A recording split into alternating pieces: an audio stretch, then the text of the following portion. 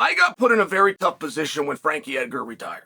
And I got put in a tough position because while his career came to an end, my involvement as a fan does not come to an end. I am still a fan. Frankie was my favorite fighter.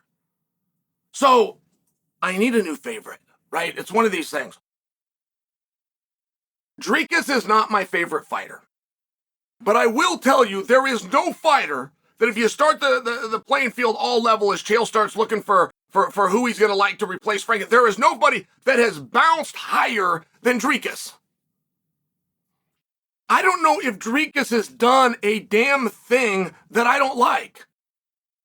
Dricus got attacked. He was a victim. He got attacked by Sean Strickland, who I am a very quick defender of. I admit that. But the way that Dricus handled it was cool. I mean, he actually looked cool. Is it possible to be a victim but then have like a charismatic look on your face? Is it possible to be surprised and come in second in front of the world of your peers, which are fellow fighters, and have a charismatic, cool look on your face? Because he did. Is it possible to go on a singing show underneath a mask and turn out that you have a very lovely voice? And when they remove the mask, the whole community pops. It shows this skill that nobody knew you had because Dricus did. Is it possible to say one of the grossest pushing the boundaries line in press conference history and come away looking, I'm just talking about the look, looking charismatic, cool, playful, because Dricus did? Is it possible to have fights, nobody knows who you are, you take to Twitter to complain that a guy named Bo Nickel is going to be higher on the card than you, and your complaint goes out to 342 people because that's the largest Twitter following that you were able to amass in your career? People think that you're French Canadian. It turns out that you're African because Dricus did. And he moved up the card.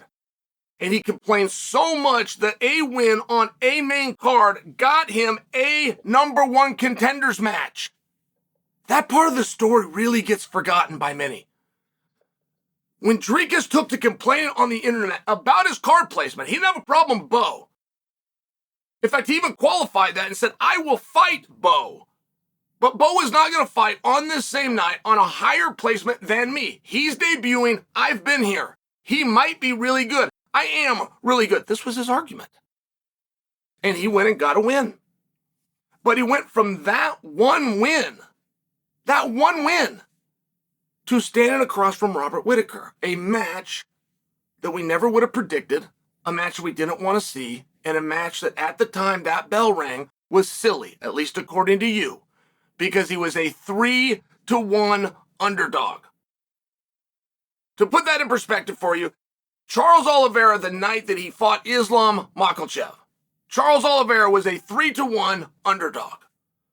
That's big. In our sport, that's wide. Like, you guys thought that Islam was going to win. Clearly. And he was a 3-1. That's very wide. That's the same thing that Dricus went off against Whittaker. And Dricus not only won the fight, he stopped him. He not only won the fight and stopped him, he won the striking, which was a big surprise. He not only won the fight, stopped him, and won the striking, he won the grappling. Yoel Romero didn't win the grappling portion of the fight against Robert Whittaker. I mean, it was this major moment. It was a major moment, and you look back and go, man, it was just December of last year. Here we are in April. It was December of last year. I didn't know who this guy was. And now, in winning the fight with Whittaker, he becomes the number one contender. He's going to be standing opposite Adesanya. Well, that fight was a little bit too soon. And Dricus said, no, I've earned the opportunity and I'm here now, but I'm not going to rush into the opportunity. Huge mistake, historically speaking. Huge mistake. But it did turn out that number one contendership was good. And when Dricus did return, it was for the title against then champion Sean Strickland. I mean, this is just the way that the story went. Dricus was asked, and he was poised to main event UFC 300, which was believed and intended to be the single greatest event in history. And he was invited and poised to headline it. How? How do you have a guy that only a year and a half before is on an undercard? How? He complained to Twitter he only had a few hundred followers. We thought he was French-Canadian just because they were calling him DDP. And the last French-Canadian we had, we called GSP, which was also 3 letters, and we just assumed they were for the same place, right? I mean, it's one of these things. That's how little was known about him. And now he's the champion.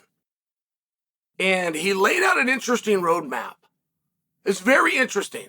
You see, there is a fight going on right now, and it is one of the most competitive fights of 2024. And it is a fight for the mandate of the masses, you. And it's between Sean Strickland and Robert Whittaker. Sean Strickland made his stand, and boy, did he look good. 5 rounds of stand-up against Paulo Costa, and Sean won all 5 rounds. I mean, did he ever look good? And that was his stand, and that was his point. He did not believe he should have even had to done that. He believed he should have gone right back in against DDP. He doesn't believe he lost that fight. He believed that the judges got it wrong. Many of you sided with him. I'm talking about Sean here. It was a split decision to where one of the licensed judges even sided with Sean. But this is his argument, right? I'm remaking his argument, and therefore, I never should have had to fight Paulo Costa, but I did. A lot of times, the top guy gets asked to do one thing that he doesn't want to do. That was his one thing. Here I am. Makes a lot of sense. That sounds really good to me. I hope that Sean is the backup fighter for Perth.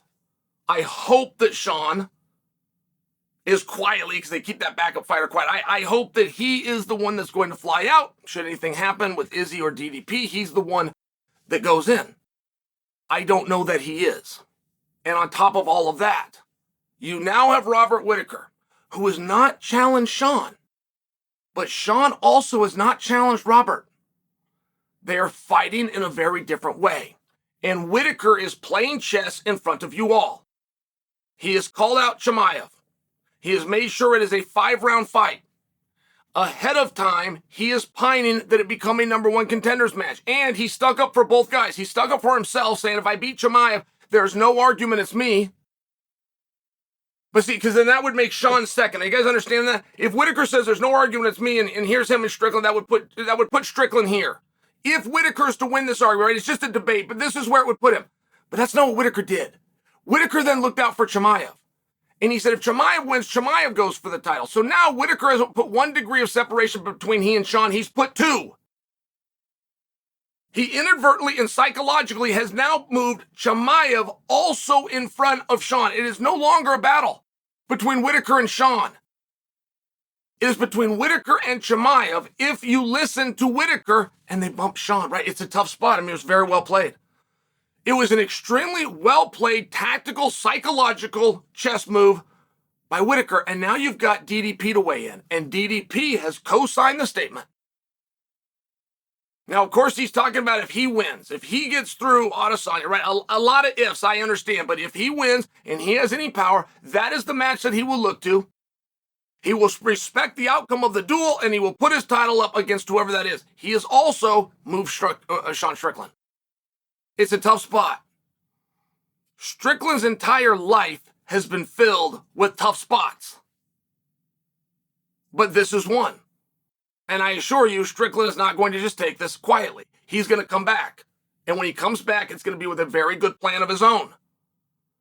But how you beat a guy in the fight game without ever fighting him, it is the most tactical thing that can be done on a business side of our sport.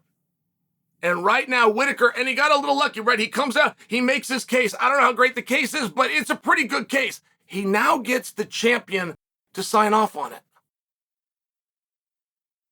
Interesting spot. A lot has to happen.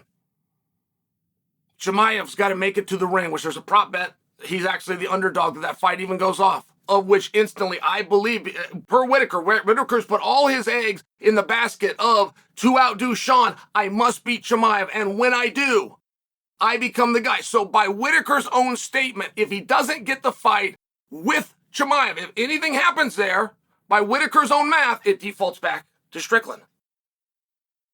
Are you guys following this? Because you're part of it, and you're getting played. And there's nothing wrong with that. It's what makes the sport fun. It's why you become a fan in the first place. But for right now, DDP has publicly backed the idea of Whittaker that Whittaker's match with Chimaev will produce the #1 contender.